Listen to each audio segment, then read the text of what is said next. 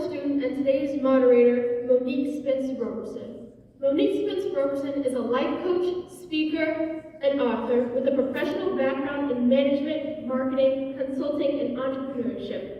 Media personality and life coach Monique Roberson is a woman with a personal mission.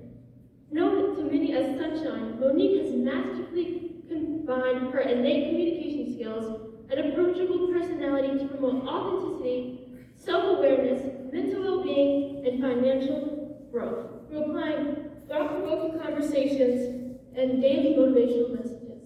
Aptly known and named as Rise and Shine. Thank you. Good afternoon, everyone.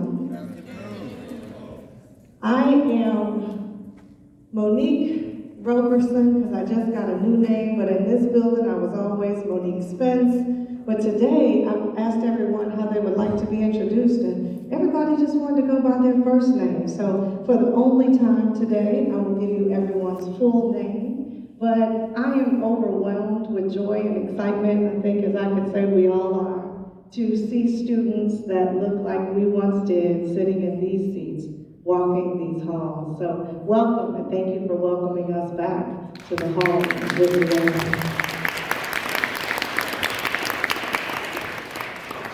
So, in no specific order, well, we can go in specific order. We've got Leandra Khan, class of 94, on my immediate right. We've got Marlena Little, class of 2001. We've got Brandon Allen, also class of 2001. Brian Jones, class of 1982. Same class, Dana O'Banion, 1982. And Ismael Elamine, class of 1999. And I, class of 1998.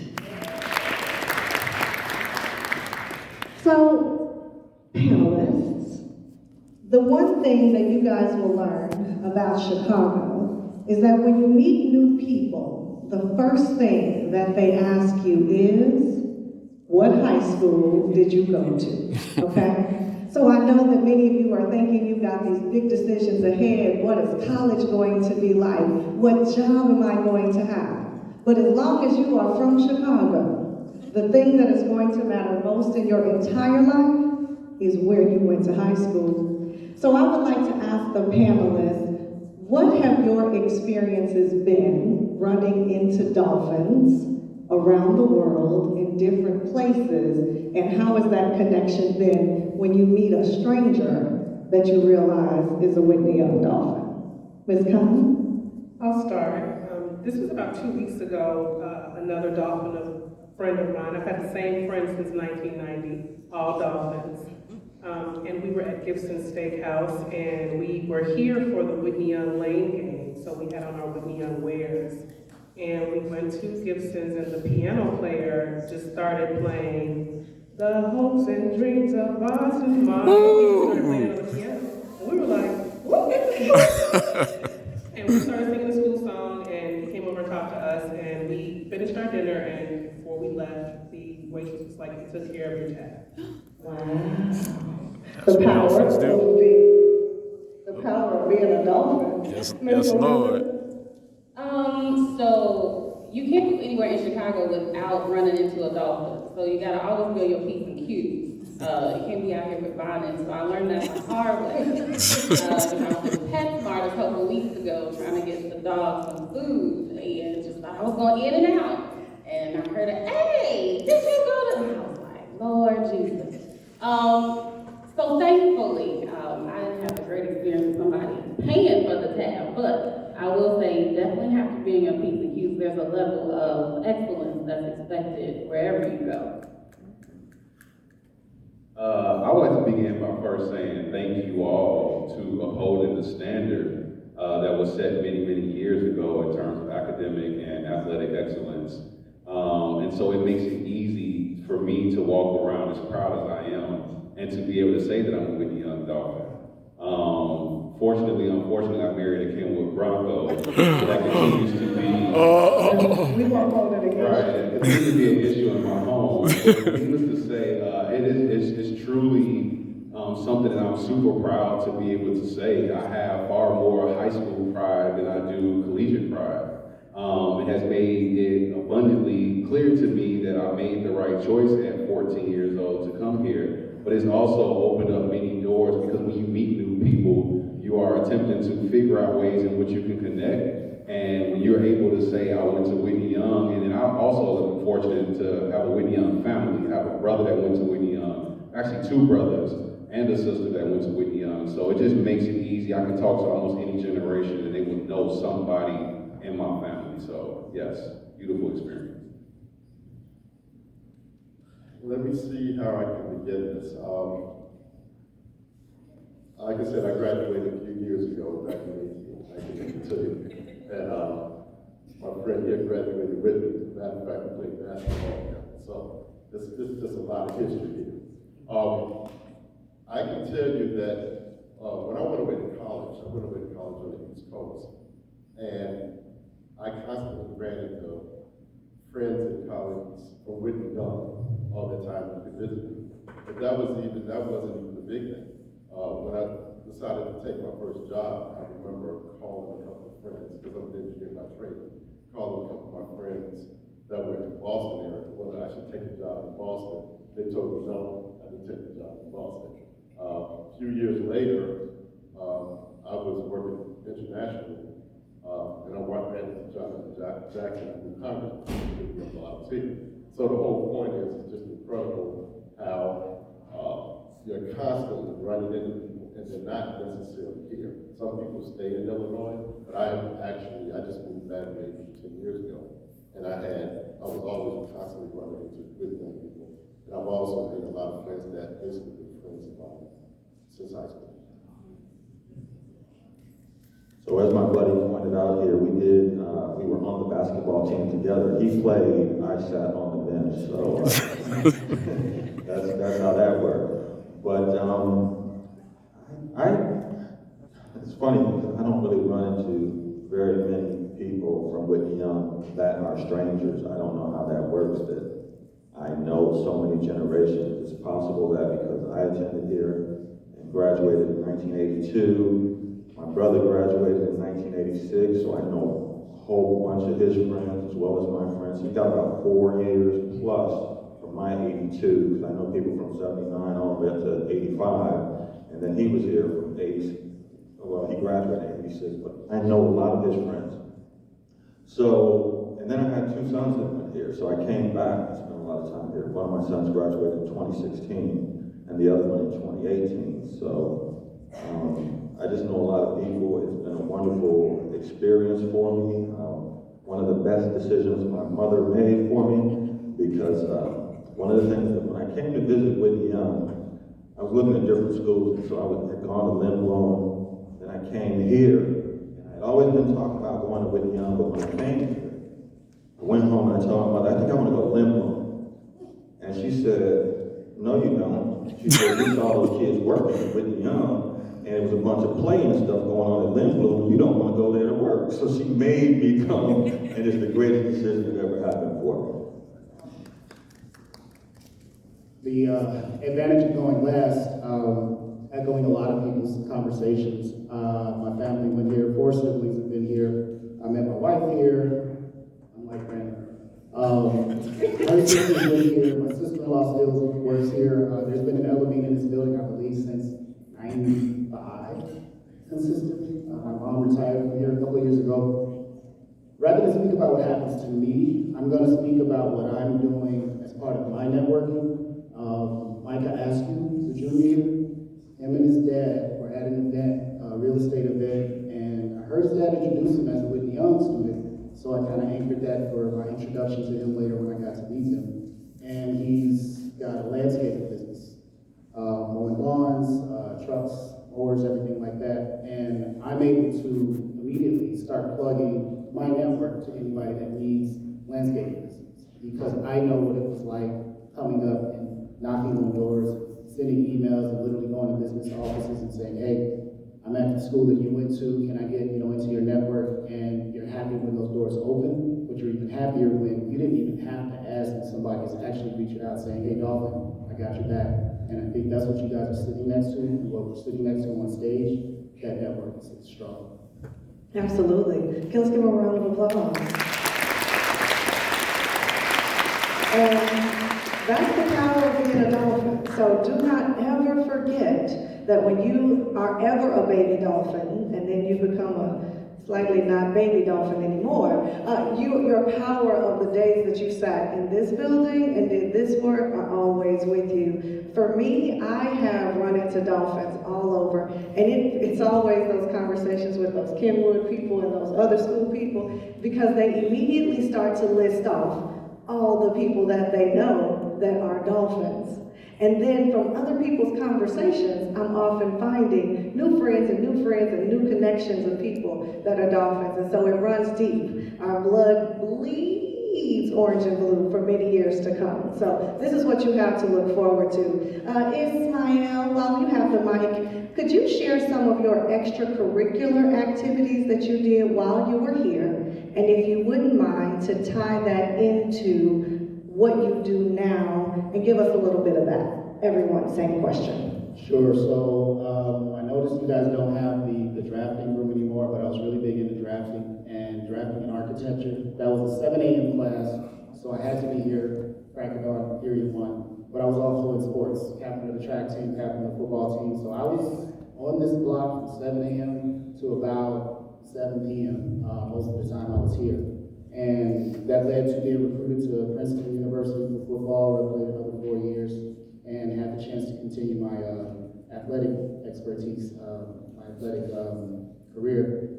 I would not have been recruited by Harvard and Princeton if I would have stayed at Morgan Park, where I was before I came here, where I fought my mom and said, I don't want to go to Whitney Young.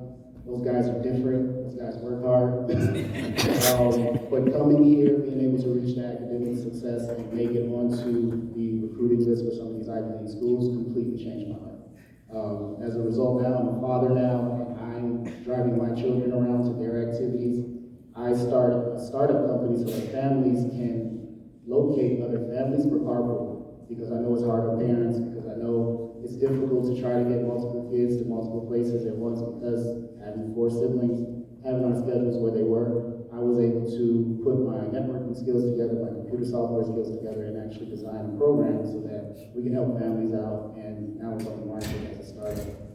Without Whitney Young, without having to travel from all the way on the 108th in the Halsted to the west side every day for a 7 o'clock class, I don't experience that hardship. I don't feel that pain point that parents had to feel. How am I going to get my child back and forth? And I think that had a big part in who I am today. That's awesome. So my extracurricular activities were, as I said, riding the oak for basketball, and then I also ran track. So those were my extracurriculars. I did take a photography class here and learned how to develop film, although we don't deal with film anymore. So that was something, a little hobby that I used to carry on. But I think the biggest thing about any of the extracurriculars is the discipline that you garner from it. As he said, early, I remember early mornings in both, early mornings for basketball, and I think track was always in the afternoon. We'd be running around the halls of when we couldn't get in the gym. So it's the discipline, how that translates for me. I mean, I attended Fisk University. I had one extracurricular there, and that was the Fisk Jubilee Singer. Those were, some after school, after classes, Monday rehearsals and things of that nature, and then traveling across the country. So I just think that the discipline of any extracurriculars, and I also think, because I have 2 sons that went here, you all have it kind of hard, because that's what these schools are looking for. They're looking for you to distinguish yourself from other students. Both of my sons, when they were here, sang in the choir, as well as play soccer and baseball. So I know kind of the challenges of that. And all I'll say is just, keep at it, find your niche, whatever that is that you like, and do well at it so that you can have a different story than somebody who just went to school and had good grades. My view is a little bit different. I just think that what happened here at Whitney Young was very foundational. Educationally, taking out honors classes, things of that nature. Matter of fact, here at Whitney Young was always kind of funny. If you were doing well in honors, you put your AP, doing well in AP. Can you hear me? Yeah, doing well in AP, they would say, hey, potentially you go across the street to the University of Illinois. So you tend to say, okay, where do you want to stop? So that was one thing that happened. I was on a lot of things. I was on Mu Alpha Theta, which was the mathematics group, some of the science groups. We had a physics club. There, I don't know what they called it, but it was a science group and not doing different physics. Played basketball. Was on a student council, junior, senior year. One thing, I was in Division 222, and it was kind of ironic. We had two of the people that was in our division that was on student government. So when you start to think about it, there were just three prongs to that, you know, academics, you did some things athletically, and then there was a lot of things that was fun to do as far as activities. And then with things since, all type of things about discipline, which led that once I got to college, the same things started to happen. I was vice president of this group, or president of that group, or doing things along with the engineering school. And then once I did the business school, the same exact thing. The key thing that I think that you got to think about is it's not so much that you're trying to get something so someone can see you. It's really to provide, do something positive where you make an impact. And so that's what you find out. There's certain people, and I was a consultant for one of the big 5 consulting firms. And what you find out is certain people have a track record that you see over the years. And it's not something that they are trying to create, because most people don't want to do anything. So, so the whole point is, if you find interesting things that you do, you find out that you will make time, figure out how to manage your time, and be active. So I can tell you it was foundational starting there with and it took me through college and grad school, and we did that. I'm not really proud to say this, but I was only a student athlete. I played basketball, and I went home and did my homework. Two of my athletes in the building, specifically the hoopers in the building, I encourage you to make the time. And notice that I didn't say find time, it's make the time, because you're gonna feel like you don't have the time, but make the time to do something other than just basketball and homework. But I think I turned out okay. And in regard to the second part of your question, how does that carry over into who I am and what I do today? It gave me a lot of confidence to show up and to be present and to let people know that I'm in the room. I was a part of the first team in Chicago Public School history that played their city championship game at the United Center. And it made my flesh crawl when I looked into the stands and it's 20,002 people for a high school game. So that definitely served me very well from a confidence building perspective. I was sitting here listening, and I can't attribute an extracurricular to where I am, but I can attribute the relationships I had with my teachers here to where I am. I was not the model student. I got into, I won't say trouble, but I had a voice. Right, Whitney Young trouble, because that's different than other school trouble. I had a voice, and I would always question whatever the directive was. And I had teachers who would elevate my voice in a way that channeled my energy.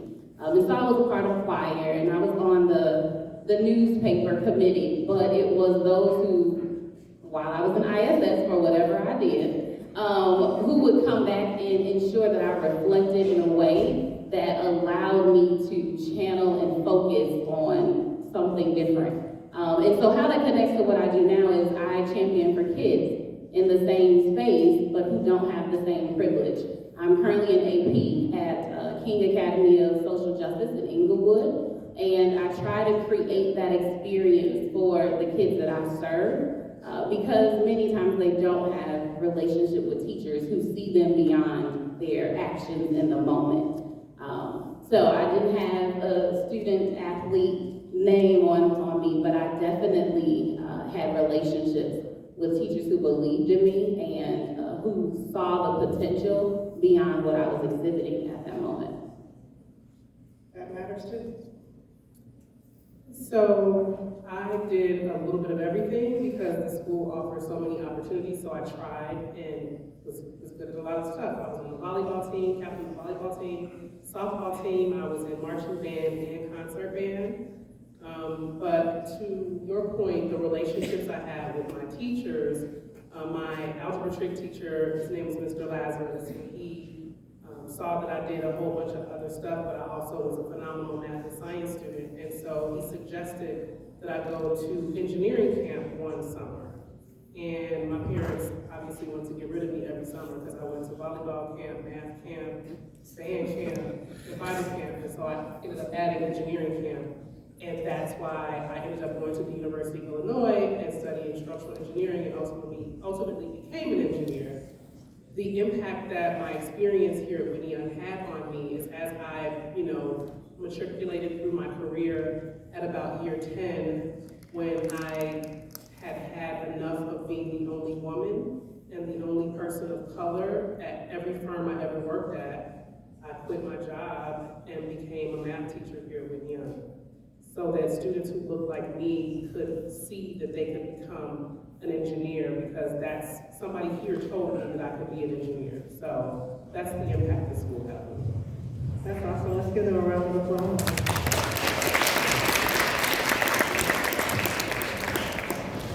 I see some students departing. Please do so quietly for those that are still behind, and hopefully those that are still here are able to stay for the remainder of the program.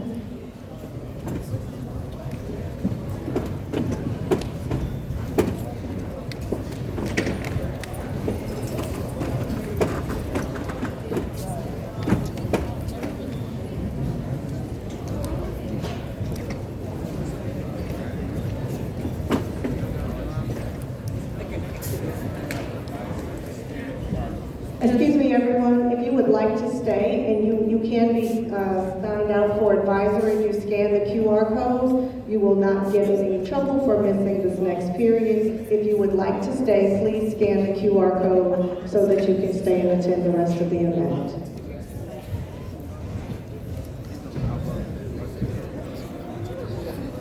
Thank you. So I too, like Leandra and Melinda, was not in the actual doing of the, well, you were, Leandra, you did all the sports, but Melinda more like you. I was not an athlete myself, but I was manager of the boys basketball team. And this was a really big job because I would run practices while the coach got together other things. I also got a ring when we won city championship my junior year, and then city and state championship my senior year. So this was quite a big job that I had, and still to this day, people are like, oh, you were the girl that was on the pictures with all the basketball players in the newspaper. Because we had some pretty significant basketball players. I don't know if you guys know Quentin Richardson. He went on to be in the NBA. Dennis Gates is currently coaching in college level. And so we have done some pretty great things that become part of my moniker. But mine was taking speech. I don't know if any of y'all have Miss Sharp. Y'all have Miss Sharp? Frances Sharp. Now, for those of you that never had the opportunity to hear this name before, she is a legend in the halls of Whitney Young. She was here for umpteen years, and she was known for failing seniors. It was part of what you knew about her class. As a freshman, you didn't really have a choice. You were put in English class, and you got your transcript, and it said SHA. And then you started talking to people who were older than you, and you realized you were in trouble. Ms. Sharp carried a level of excellence in her classroom that made you have to participate, but want to be better. By the time I was a senior, you get to select your classes, and I chose to take senior speech, knowing that I could ultimately not graduate if I did not pass. And not only did I pass, I was one student in several years that got 4 A's and 4 quarters in her class. And to this day, I am a speaker. I am a motivational speaker and coach, and what I do all over the world is everything that I learned in her classroom. So it might not have been an extracurricular club, but it was definitely something important that changed the scope of my life and made me exactly who I am today. I wish that I had the opportunity to say that to her. As life happens and old age occurs, she has Alzheimer's, and so she does not remember all the good that she did in the world. But we stay in touch with her son, and he continues to carry on her legacy as he is now an English teacher, full circle. So who has the mic over here? Ah, there you go. Are the houses still a big deal around here? Okay, so who's at Red House? Okay, Green House, Blue House, Gold House. Ah, okay. So we had a locker on each floor. I shared a locker with a few people, so I had books close to my classes. But if everyone could go around and just quickly tell what your house was, and we'll go next question after that. Go ahead. Greenhouse. Greenhouse. Gold House, Division 132. You remember these things. Blue House, Division 222. Okay. Red House. Gold House, 931, and I had free lunch, so I ate everywhere. Grab food wherever I wanted to. I was in Greenhouse, and I had a locker on the second floor somewhere, so I was all over the place too. Ismail, the level of excellence that echoes all of the conversations that have to do with dolphins is what we learned. It's what is in our blood and how we have strived to do so much and have so many accolades. And we're just a sampling, y'all. Every dolphin out there is doing something great, all the way to the FLOTUS that was in the White House. And so we are just a mere sampling. But could you speak to a time where excellence was pressed on you and you didn't crush under the pressure because of what you learned and how you learned to cope with that here? Sure, so we talked about engineering, we talked about some of the challenges that we go through, math, science, it's not for everybody. When the teachers here and my family members noticed that I had skills in math and science, they suggested engineering. As I started to get recruited for Ivy League, I was like, should I still stay with engineering? Because that's hard. And when I got to those classes, they were not easy. But Whitney Young definitely prepares us from the discipline level, from the responsibility level, from time management level. You guys have a bell to tell you when to go now. You have your parents, you have your schedules, you have your teachers making sure you're in the right place. When you get to college, all that's gone. It's just your class and you and your will to do it. I was prepared for Ivy League engineering courses. I was prepared, I got in. Whitney Young might have gotten me in, but the preparation for Whitney Young helped me get out. Graduated in 4 years. Not everybody that makes it into an engineering program that's playing a sport that came from a public school in a major city can say that about the schools that they go to. See a lot of people with all that new responsibility, without the oversight of the parents, without the oversight of their teachers, that they go crazy. They lose it. They just say, hey, I've got all this freedom. I knew I had that freedom, but I also had to make it out because there were people back with the young who wanted to be where I was that I had to represent. I had to make sure that I'm doing this for the people that couldn't get to this position, that don't have this opportunity, and I'm wearing that on my back. And now in corporate America, I'm the same way. Not everybody has an opportunity to come from Whitney Young into a Princeton, another person that did Lotus, like you mentioned. It's funny when people hear that I went to both schools, they want to hear Whitney Young stories rather than Princeton stories. It's interesting, because that is seen as saying something. So what you're taking out of here and what you're gonna carry on your back as you go into your next phase is strong. Dana? So, something that could have crushed me. When I left Whitney Young, I went to Fisk University, didn't know what I wanted to do.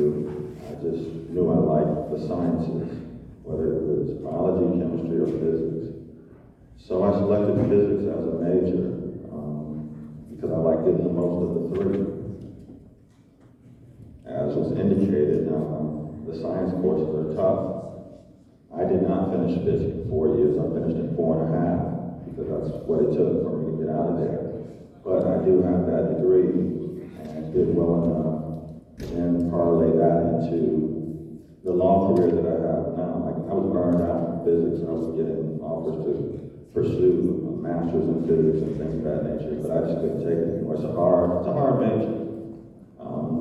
But I transitioned or pivoted and decided to go to law school, so I went to the University of Chicago. And people often ask about how do you go from physics to law? And I just tell people all the time, physics is laws and law is law, so it's a very easy transition. Physics helped to create how I think about things and how I problem solve, and that's easily translatable to the practice of law as well. So, Whitney Young prepared me. I was prepared. Like I said, 3 different sciences that I liked. I picked one, and I finished it.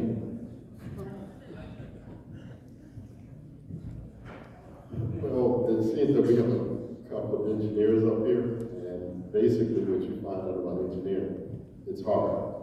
Are there any engineering students out there planning to go into engineering? Okay. Yeah, all right. It's hard. And so one of the things that I was talking about is exposure. I went to school out on the side. I did Syracuse's undergraduate.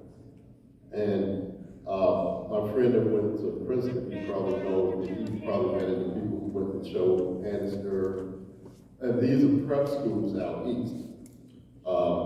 And they just have different exposure that sometimes that you don't have. And they may take classes earlier than you do, and that exposure makes them seem a lot smarter than what you are. But once they get past that first year, everything levels out, and you start to see that. And so I remember when we talk about something that can trust you, when you're used to doing well in things, but you find out you're good at physics and mathematics, chemistry is very hard, or biology is very hard. There's something that you don't gravitate to.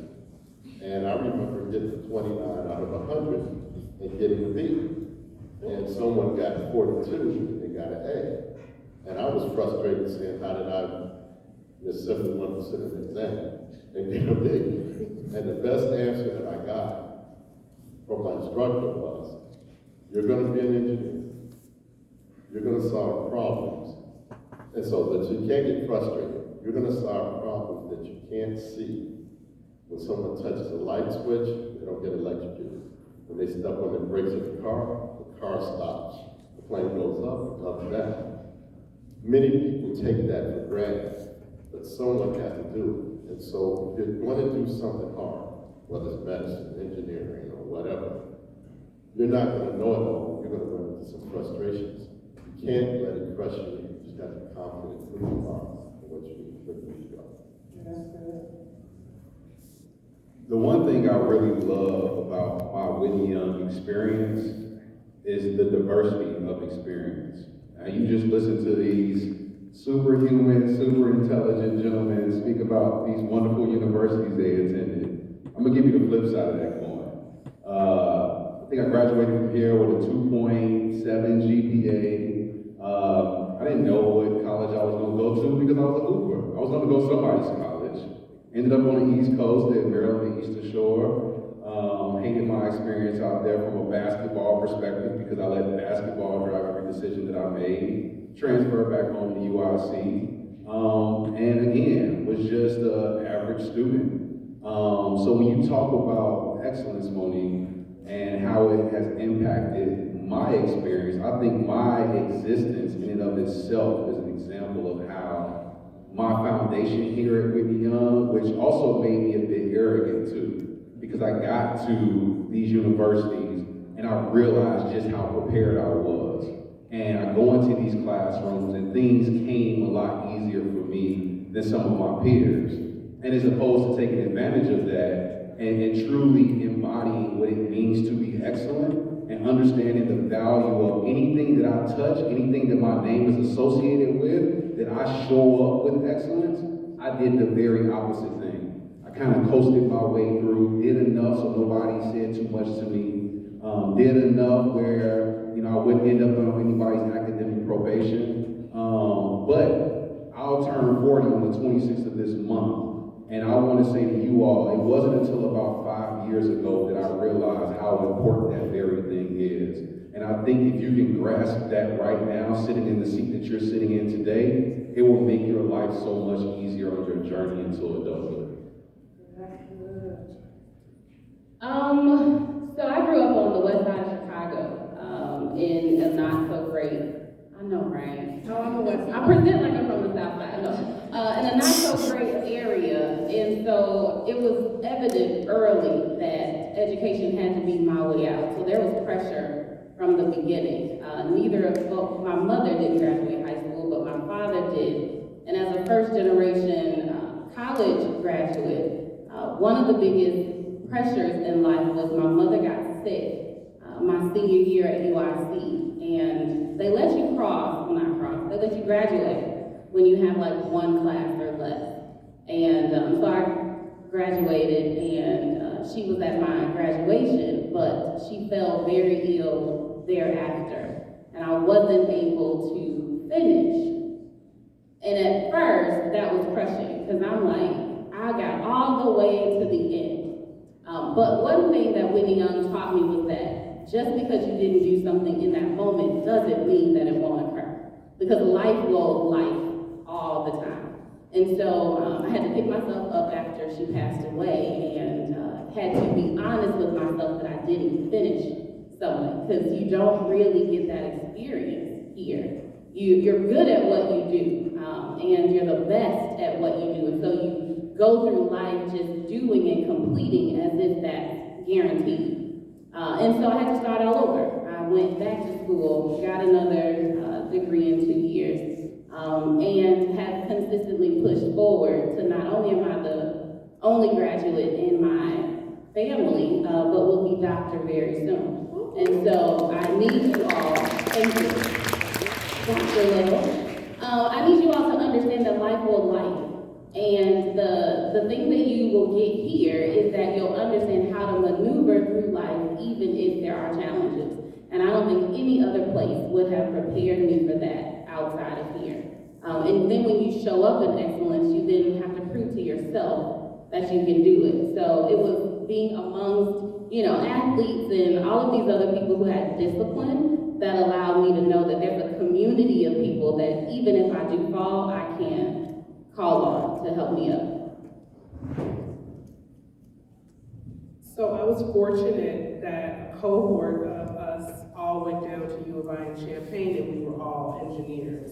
And so, we couldn't crack under pressure because, we were looking out for each other. And I think that, having that group of people, at first it felt like, oh my God, I'm gonna be around y'all my whole life. Can I meet new people? But having that cohort of friends who knew exactly what I went through, and they knew exactly how difficult some of these classes were, we all were pulling from the same experiences, so we were all pushing each other, because I couldn't let them down, they couldn't let me down, and U of I, while it was 30,000 students, it was only 2,000 Black students, and knowing that my parents needed to see me, and on graduation day, saying hi to them, and they're like, where are you sitting? We're not gonna know where you are. I was like, you'll see me, you'll find me. You'll see me. And so I knew I couldn't crack under pressure because that environment was not made for Black students to succeed at all. So we all did it for each other. That's dope. My story is a little not, maybe as much non-traditional as they come. I left here, I went to Florida A&M University, and I'd never been familiar with HBCUs very much at that time. So anybody that's considering it is a great opportunity to really drive into, it is Black History Month, to drive into the culture and understand and have an opportunity to be around other people. But I was given an opportunity right before I left Chicago to do an internship in the music business. I can't sing though, so not the singing side, but the business side. And I was like, no, I'm going to go to college, I'm gonna do this, I'm gonna get paid to do internships in college, and no, I don't need to work for you for free. And this gentleman really believed in me so much that he pressed and pressed. So after my first year at FAMU, I came back home and I did this internship. And this internship changed my life. It made me clear that he knew something that I didn't know, and that I was made for this industry. This man, in 12 weeks of doing this internship, taught me everything he knew about the business, but also about life and building relationships. And I had a choice: go back and finish school, or take a leap on the rest of my life. And so I looked my mom square in the face and I said, hey, I want to try this. I want to get a job with the business. And she made a deal with me. She said, you get the job within the year, and you work, and you do your dream. But if you don't get a job within a year, I'm gonna leave your stuff in storage. And if you don't get that job, you go back to school. I spent 10 years after that in the music business. I got my dream job. I did everything with it that I wanted to do, but it was make or break for me. And I leaned on the fact that everybody has a different route. And my route was not that. I've later gone on to own many businesses and many entrepreneurial endeavors since leaving the music business, but it was absolutely every step I took throughout that entire process that let me know I was always doing the right thing. But the pressure from here, being an entrepreneur, is not easy. But the pressure from here was, made everything after that seem like it was possible. So do know that every part of your journey that is to unfold from here to where you are may not always be step after step, and you may have life that happens. But no matter what it is, stick to what you know, stick to what you believe, and stick with what you trust inside your gut to continue to lead your path. Education is absolutely the thing that keeps you apart from just anybody else. So pursue it in whatever way is in line with your passion. And no matter what happens, keep going. Does that make sense, everybody? All right, I want to open up for questions. Are there any students in the audience that have a question that you would like to ask the panelists? If so, step out into the aisle. Yes, ma'am, step out in the aisle so we can hear you.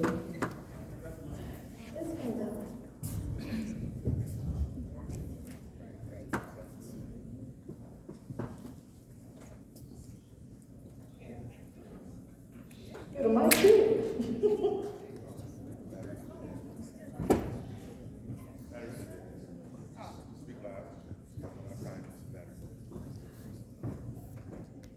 How did y'all feel about the new Black Panther movie?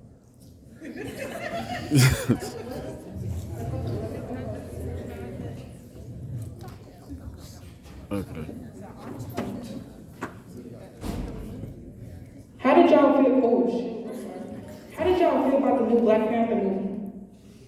I actually enjoyed it. It was quite. How did y'all feel about Chadwick Boseman not being inside of it? Like, did y'all feel anyway? Okay. So how did I feel about the new Black Panther movie and the fact that Chadwick Boseman wasn't a part of it, correct? Yes. Yes. Thank you. I actually enjoyed the movie. It was quite emotional for me. I shed a couple of tears because Brother Chadwick wasn't there, and we all know why. But I think they did a very good job of setting the stage for his absence. I think what you have to do there is actually go read the comic books, because Prince Namor was a comic book character, and it's something real interesting to learn there. and then and the whole Black Panther. Basically, they had to make an adjustment because he died. And so that's really what's there. The whole point about the whole story of Black Panther, the Prince Namor, or whatever the guy was, the queen, so to speak. All those things were compliments, and that was something that people didn't expect. Anybody else want to chime in on that?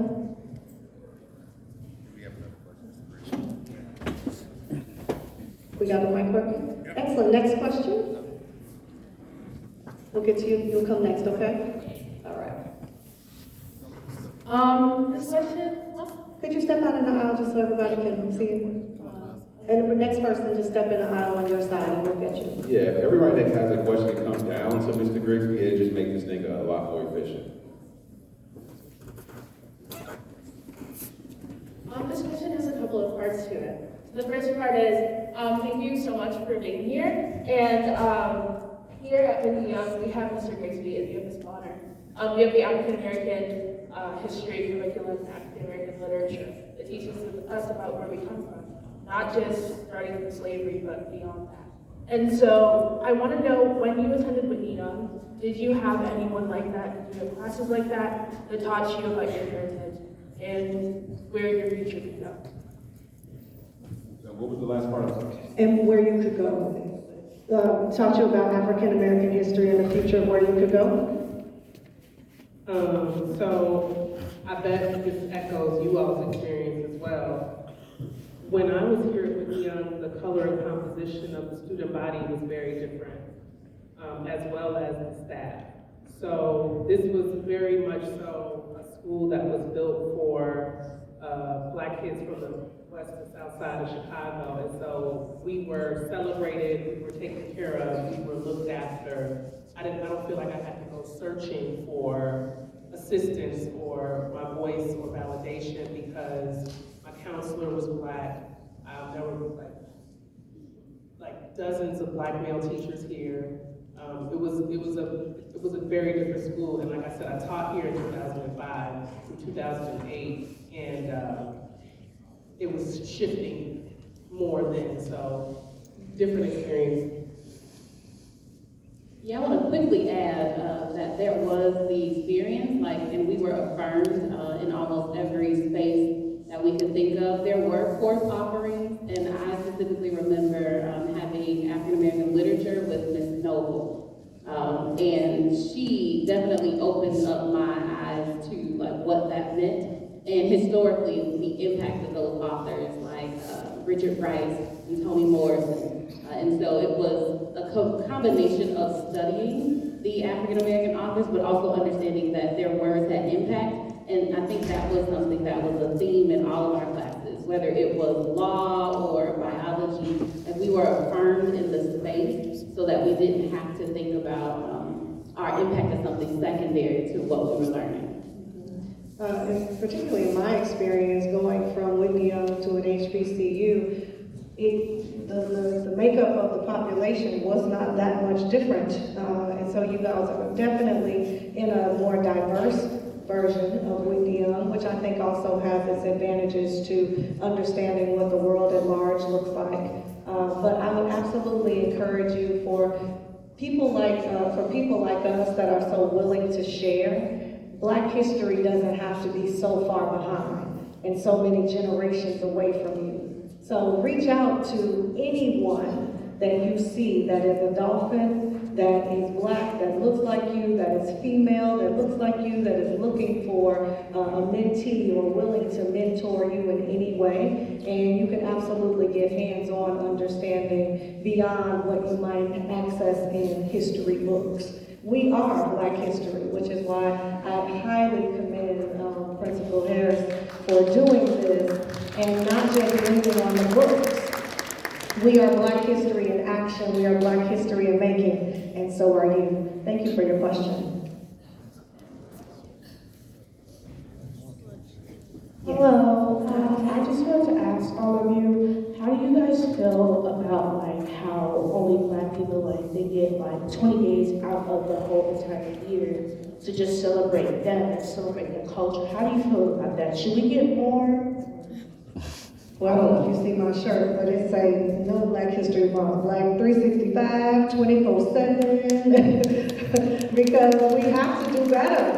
We have to do better at making sure that we make our mark and don't feel behind and feel like we are inferior, especially because it's the shortest month of the year. Don't get caught up there. Always stay focused on your culture. So I'll jump in and I'll pass it over to Ish. Just really, sister, just really quickly, before you turn away, because I want to answer your question about looking directly at you. We don't need nobody else's permission to celebrate Black History. Yes, it's designated for this month, but you celebrate it as much as you want to celebrate it. You make sure that you spend intentional time around learning your own history. We do not have to wait for somebody's permission to learn about our history and to celebrate ourselves and our lives and our accomplishments. And we'll pass it over to Ish so he can add. Thanks, Brandon. And this addresses your question as well as the previous young lady. So the time slot of February 1st to February 28th, yes, we don't necessarily have to stick to that, but you also don't have to wait to be told how to celebrate. My daughters attend 3 different schools. I was a room parent for one, I was an LSC chair for another. I want them to see my face. I want them to see my gender and my race within that school as a volunteer, as a parent volunteer, and I'm present there and I want to make an impact. One of the things we did a couple of years ago for Black History Month, we took the ordinary faces, the Langstons and the Harriets and all these different celebrity, Black history faces that we usually put up on the bulletin board. And I said, what if we, instead of doing that, we celebrate, like Monique said, more recent people. I said, we can celebrate people that graduated from Chicago public schools that work in STEM and put their faces and their profiles on these walls for these young kids and young girls and boys that are going through the same schools as them. And the other parents, they said, well, where are we going to find these people? Pulled out my phone. I said, we are these people. We're here, we're raising these kids, and we have the history, we have the experiences on these stages that we're not in laminate on the walls that you see every February, but we are out here walking and talking and impacting and speaking. This is modern history. Absolutely, thank you. Next question? Yes, ma'am. Okay, so my question is about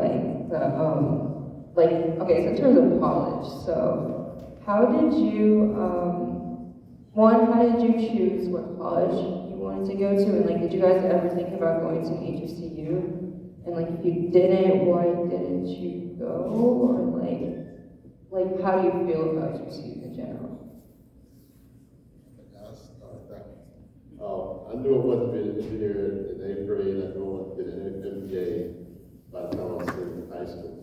So the colleges that I picked, I didn't go to the HBC, but I picked colleges that I felt that was very supportive. That's what I didn't go the other way. But there are certain colleges, if you were an engineer, and you have to do your research. Purdue. There's certain colleges, I'm just saying, that are more welcoming, but it gets back to the previous question. You have to have confidence in yourself. You have to go out there and know your value, research, do those types of things.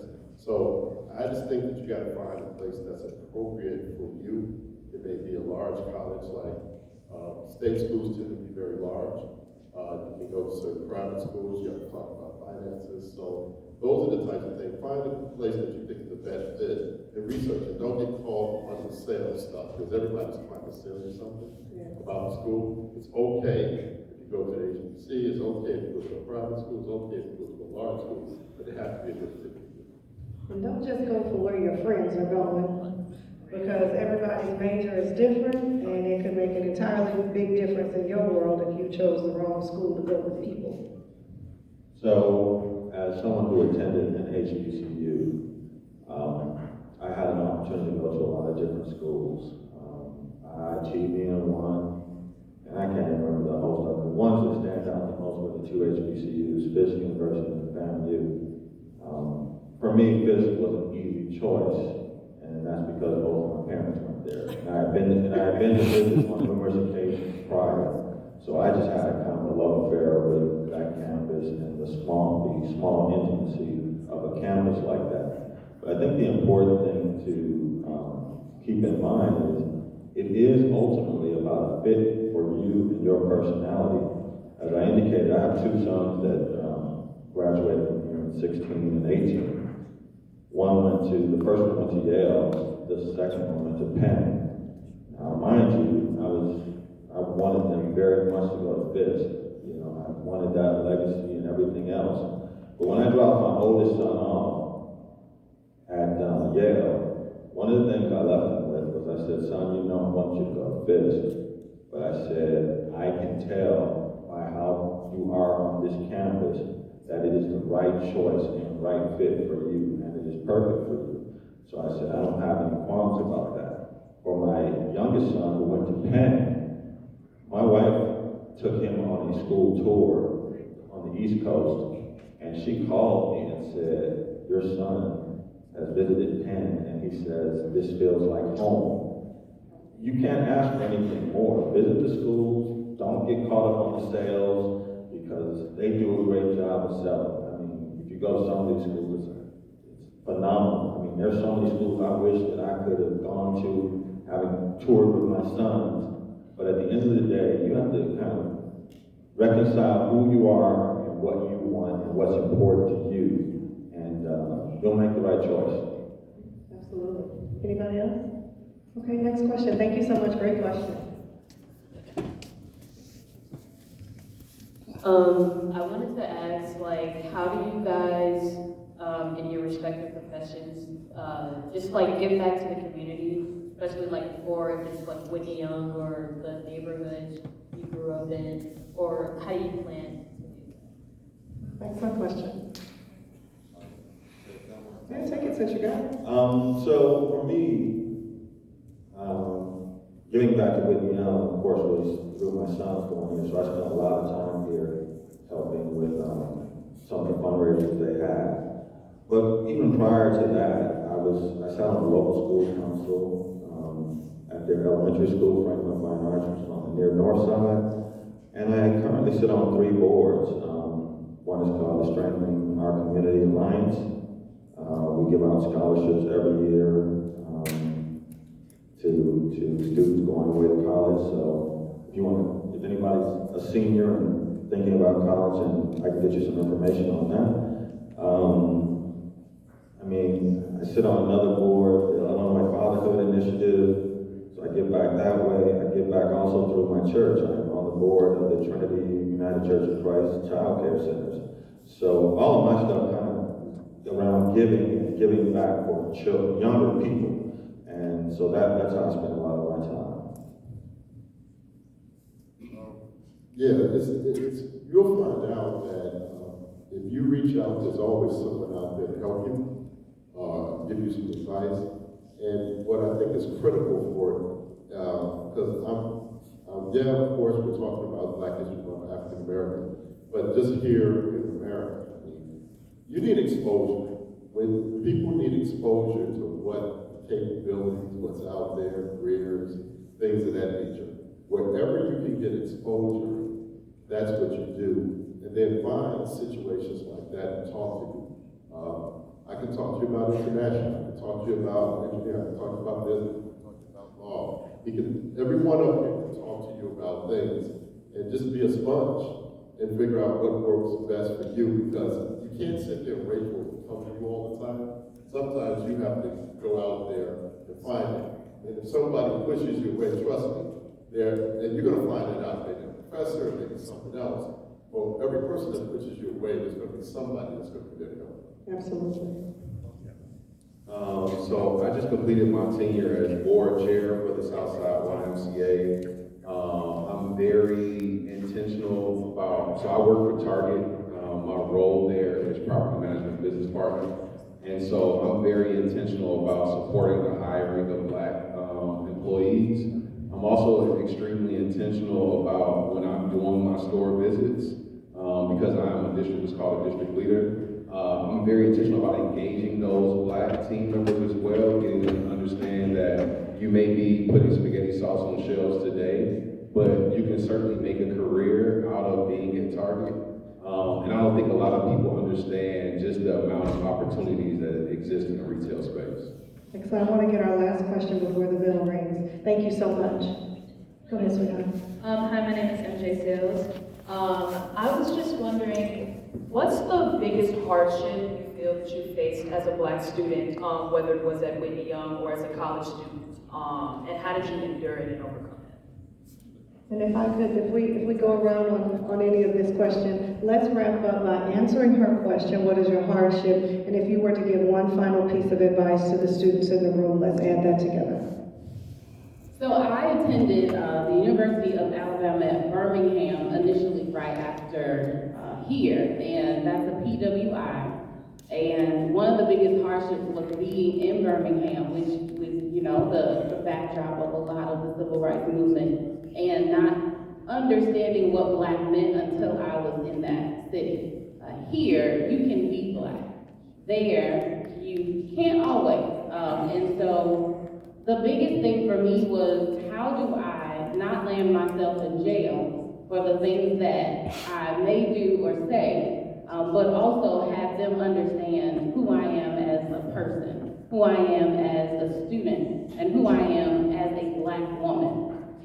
And it was interesting navigating those waters, because here what you identify is there's power in your words and how you use your words effectively. And so, if I can give you a piece of advice, it's always to show up as you are authentically, no matter what the space is. And your authentic self may not be what the majority is, but it's your right to yourself to always show up however that looks. If you go to a PWI or HBCU, it doesn't matter. It's who you are and what you are wanting to present yourself as. That's what's most important. Excellent. Leandra? Yeah, I guess my biggest hardship was people not seeing me as a competent learner when I was in undergrad. I was getting a D in differential equations. It's a stupid class. But and I wanted to drop it because I didn't want my GPA to be impacted. And the dean of the college told me you should just drop engineering altogether. And that was a tactic that he used quite frequently on Black students. And so having to not see myself through his lens, because Whitney Young told me I was a competent learner. I was always positioned as competent, and I had to remind myself of that, and that's what I do for everyone. You want to pass over to Isha? I want to give you a chance to... Thank you. I'll say real quick. So coming out of here in 1999, a Black male, athlete, engineer, all the things that I had on my back. The most interesting time that I had was when the towers fell in 9/11, and I recognized that I was a Muslim more than people saw me as the others, and the hate from the U.S. towards Muslims and Africa. Excellent. Good share. Thank you for your questions. I would like to thank the principal, thank Mr. Grisby, from the Black Culture Union that put all of this together. Thank you, Norm, for inviting us to this space. And thank you to all of the panelists that took time out of their lives and to make this happen. Our biggest flex is that we are dolphins, but it is because we know that we put the work in to be respected. So continue to put the work in, continue to be your best selves, and stay tuned, because in 2 weeks, you're going to have another panel of excellent dolphins here giving you a snippet of Black history. Thank you all so much. So make sure you invite. We want us here to field in 2 weeks. So tell 3 people, each one of you tell 3 people to be here on the 24th for this next We Are Black History moment here at Whitney Young Magnet High School.